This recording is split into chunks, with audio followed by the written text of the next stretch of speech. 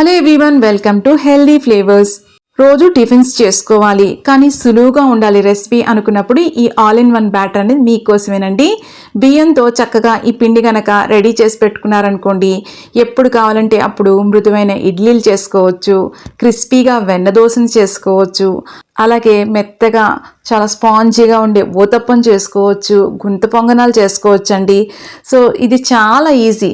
అయితే లింక్ కింద ఉంది, మీరు దాన్ని క్లిక్ చేసి కంప్లీట్ వీడియోని వాచ్ చేసి రెసిపీని ట్రై చేయండి, మీకు నచ్చుతాయి. అయితే నేను ఇది 2 వీడియోలు చేశానండి. ఒక వీడియోలోనేమో నేను ఇడ్లీ అలాగే దోశను ఎలా చేసుకోవాలో చూపించాను, ఇంకొక వీడియోలో ఈ గుంత పొంగనాలు కానీ ఊతప్పం కానీ ఎలా చేసుకోవాలో చూపించానండి, ఎందుకంటే వీడియో అనేది లెంగ్తీ అవ్వకుండా ఉండడం కోసం.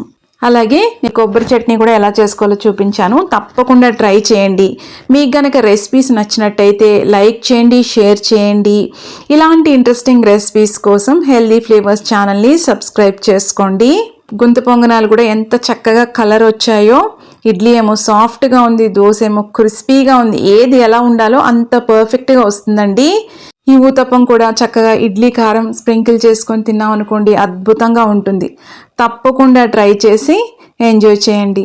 ఈ గుంత పొంగనాలు కూడా చాలా పర్ఫెక్ట్గా వచ్చాయి. బిగినర్స్ కూడా చాలా సులువుగా చేసుకునేలాగా ప్రతి చిన్న టిప్తో పాటు ఈ రెసిపీని చూపించాను. సో తప్పకుండా ట్రై చేసి ఎంజాయ్ చేయండి. Thank you.